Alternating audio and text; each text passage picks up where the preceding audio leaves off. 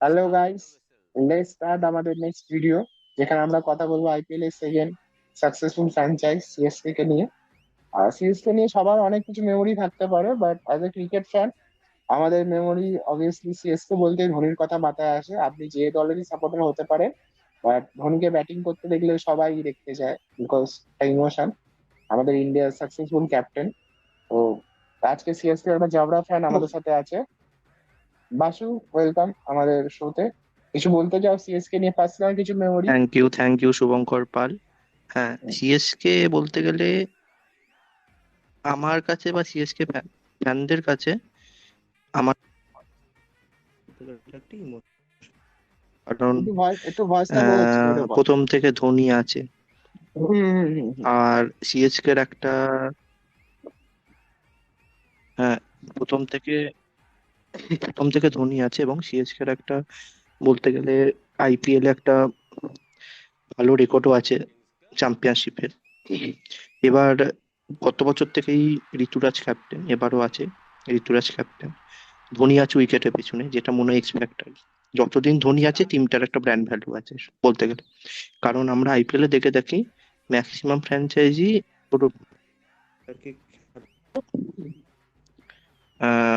একটা ভালো কথা। এবার লাইন আপে আছি। এবার চেন্নাইয়ের যা টিম আছে তার লাইন আপ আমার মনে হয় ওপেনিং করা উচিত তোর। আহ, ঋতুরাজ তো আছেই, ক্যাপ্টেন হিসেবে ওপেনিং এ আছে। তবে ঋতুরাজ যে কোনো পজিশনেই খেলতে পারে, সেটা আমরা লাস্ট আইপিএল সিজনে দেখেছি। সে থার্ড ডাউন কি ফোর্থ ডাউনে অনেক সময় নেমেছে। সাথে রাচিন রবীন্দ্রকে খেলানো উচিত ইনস্পাইট অফ কনওয়ে। কারণ বলতে গেলে রাচিন রবীন্দ্র ফর্মেও আছে, প্লাস রাচিন রবীন্দ্র কিছু স্পিন বোলিংও করে দিতে পারবে, এক দুবার পার করে দিতে পারবে পার্ট টাইমার হিসেবে।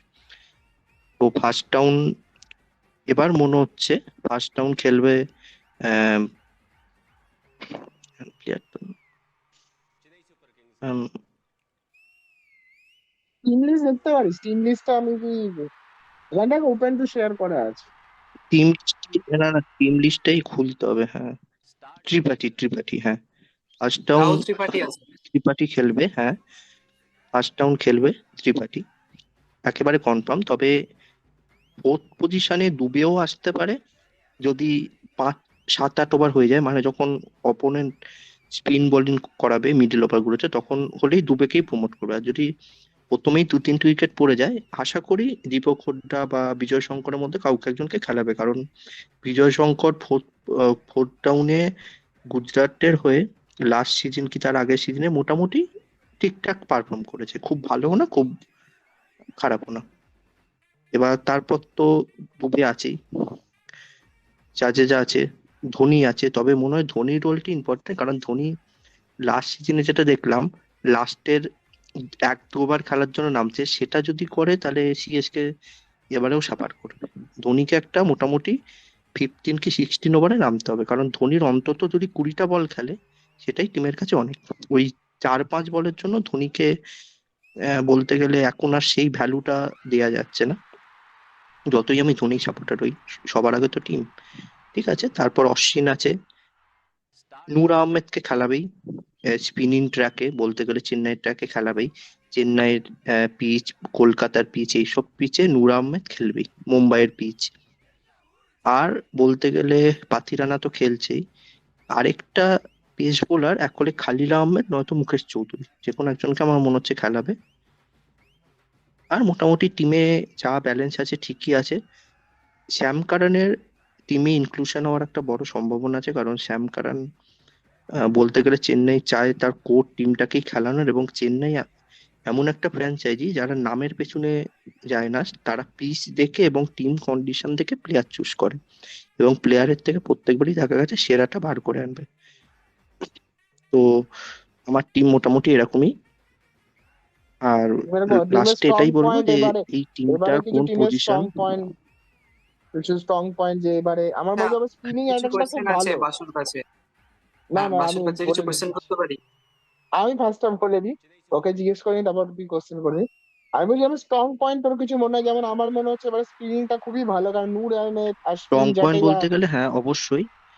চেন্নাইয়ের মানে মেনলি তোর বোলিং অ্যাটাকটা, কোর বোলিং অ্যাটাক বলতে গেলে স্পিনিং অশ্বিন, জাদেজা, নূর আহমেদ। নূর আহমেদকে বলতে গেলে 10টা ম্যাচ খেলবি মিনিমাম, 14টার মধ্যে 10টা ম্যাচ খেলবি। এবং নূর আহমেদকে মিডিল ওভারে চেন্নাই ইউজ করবে। ওপেনিং এ অশ্বিনকে আনছে কনফার্ম, ওপেনিং এ অশ্বিন থাকছে, প্লাস যতদূর যা বোঝা যাচ্ছে শ্যাম কারান খেললে শ্যাম কারান থাকছে, নয়তো খালিদ আহমেদ কি মুকেশ চৌধুরীর মধ্যে একজন থাকছে। পাতিরান আছে ডেড বোলার, আর মিডিল ওভার জাদেজা, নূর আহমেদ আছে। এবার ব্যাটিংটা ডিপেন্ড করছে ওপেনিং এর ওপর। ওপেনিং ঋতুরাজ আর রাচিন রবীন্দ্রই আমার প্রেফারেন্স। এবার কনওয়েকেও খেলাতে পারে, যেহেতু কনওয়ের লাস্ট সিজন, মানে কনওয়ে যে সিজনটা খেলেছিল লাস্টের আগের সিজন, সেই সিজনে কনওয়ে আহ, আমি যদি খুব ভুল না হই সেকেন্ড হাইয়েস্ট রান গেটার ছিল শুভম গিলের পরে। তো কনওয়েকে একটা চান্স দিতে পারে, কিন্তু আমার মনে হচ্ছে রাচিন রবীন্দ্র তোর ওই পজিশনে ফিট আছে, যেহেতু সে বোলিংটাও কিছুটা বার করে দেবে। এবং উইক ইন্ডিয়ায় পয়েন্ট তোর মনে পিচে হচ্ছে রাচিন এবারে? রবীন্দ্র উইক পয়েন্ট বলতে গেলে ফেভারিট টিমের উইক পয়েন্ট বার করাটা খুবই চাপের, যেখানে ইমোশন জড়িয়ে থাকে। তাও আমি বলবো উইক পয়েন্ট বলতে গেলে মিডিল ওভার, কারণ মিডিল ওভারে যা সত্যি কথা বলতে টি-20তে সেভাবে ব্যাটিংটা এক্সপ্লোসিভনেসটা নেই। হ্যাঁ, একটা দুটো ইনিংস ভালো খেলে দেয়। এবং বলতে গেলে দুবে যদি লাস্ট অব্দি টিকে থাকে তো ভালো। আহ ধোনির ওপর পুরোটাই ডিপেন্ড করছে মিডিল ওভারটা।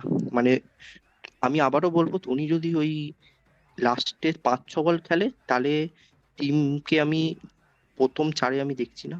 ধোনি যদি মোটামুটি নিজে ফিট থেকে 15 কি 16 ওভারে নামে, টিমের একটা ভালো পজিশন আমি দেখতে পাচ্ছি।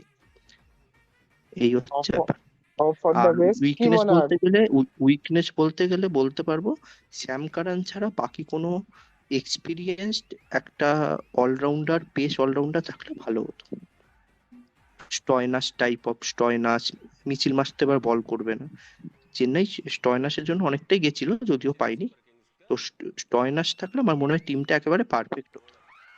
তো আমি বলবো, আমি বারবারই বলছি যে নিজের টিম সব, আবার বলবো যে প্রথম চারে থাকলে খুবই ভালো লাগবে, কিন্তু সেটা সম্পূর্ণ ডিপেন্ড করছে ধোনি কোন পজিশনে খেলবে তার উপর। কারণ ধোনি টিমে এমন একটা পজিশনে রয়ে গেছে বা আছে, তার ব্যাটিং পজিশনের উপর অনেক কিছু ডিপেন্ড করছে।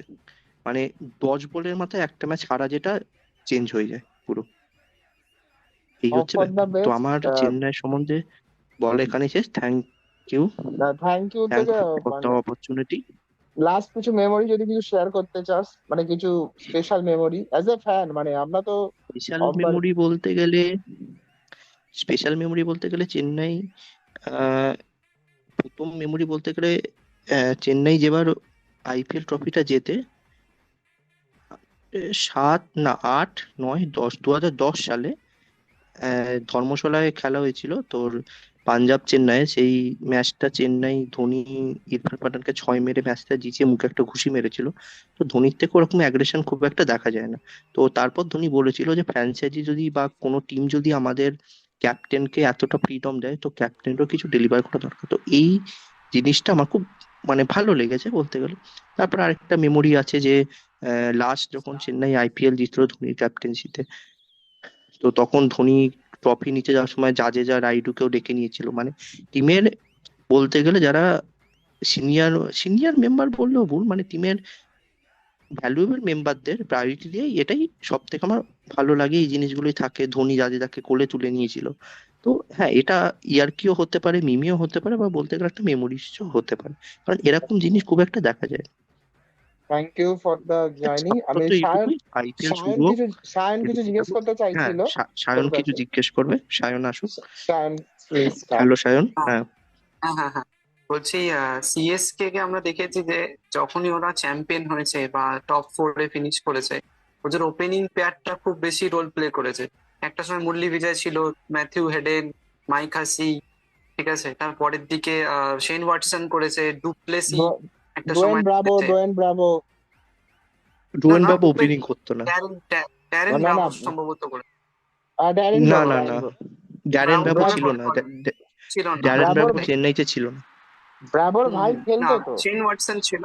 শেন ওয়াটসন ছিল। ডেভি দাসি খেলেছিল কয়েকটা সিজন, ব্রাভোর ভাই খেলেনি। মাইক হাজি খেলেছে, ডেভি দাসি মাইক কয়েকটা হাসি সিজন খেলেছিল। মেবি ব্রেন্ডন আমার মাইক ম্যাকালাম মনে হাজি ছিল। হতো। ওখানে, হ্যাঁ, ব্রেন্ডন ম্যাকালাম। ম্যাকালাম আর হ্যাঁ। Dwayne Smith. হুম। তো স্মিথ।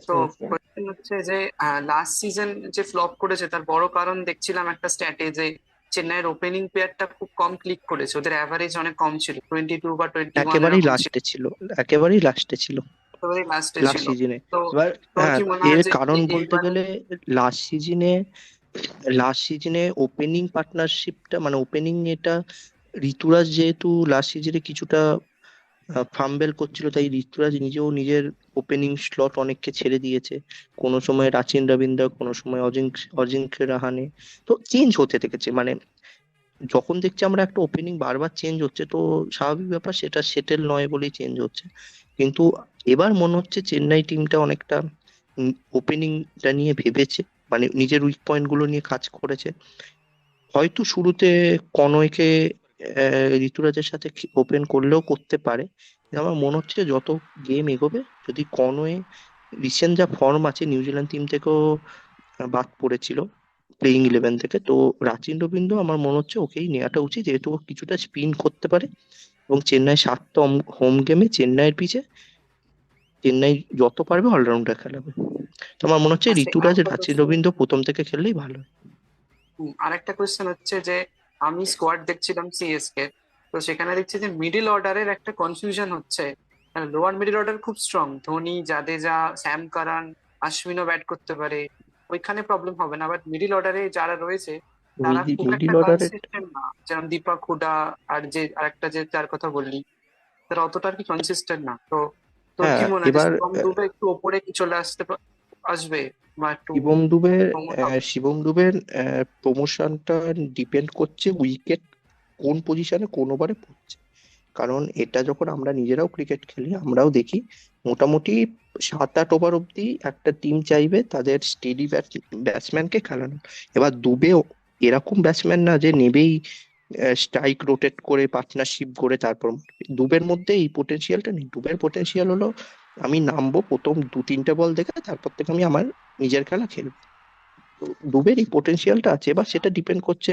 হ্যাঁ, যদি এবার আমরা দেখি প্রথম 3টে উইকেট 6 ওভারের মধ্যে পড়ে গেছে, তো তখন হয়তো একজন বিজয় শঙ্কর বা দীপক হুড্ডা বা ত্রিপাঠী, এদের 3জনই তো ইন্ডিয়ান ব্যাটসম্যান আছে, তো এদের মধ্যে একজনকে হয়তো নামিয়ে দেবে। বা তাহলে এখন যেহেতু ওরা কি অ্যাজ আ সাব খেলবে? ইম্প্যাক্ট, তোর মনে হয়? হ্যাঁ খেলতেও পারে, কারণ আমার যতদূর মনে হচ্ছে পাথিরানা ইম্প্যাক্ট সাব খেলবে।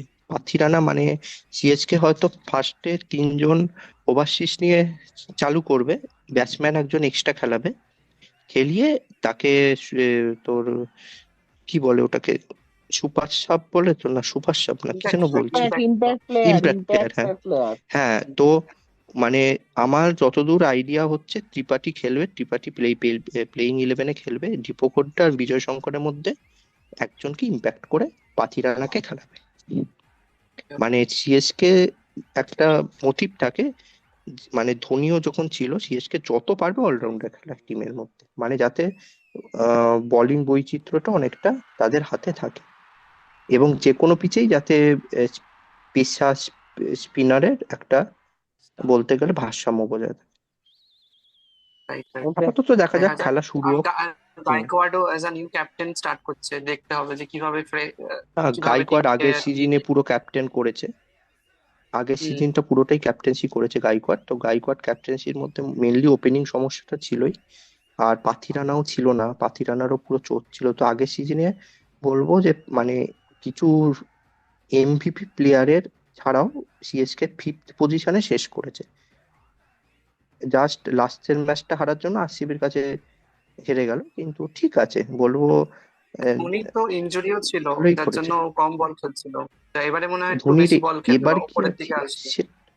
সেটা যত ভালো হবে টিমের পজিশন তত ভালো হবে, কারণ ওই মিডিল ওভারটা পুরো ধোনির উপরই ডিপেন্ড করছে, কারণ জাদেজা ওই একটা দুটো ম্যাচে তোমাকে রান দেবে, কিন্তু সব ম্যাচে জাদেজা রান দেবে না, এবং ডট বলও প্রচুর খেলে জাদেজা ঠিক মতো স্ট্রাইক রোটেট করতে পারে আহ না।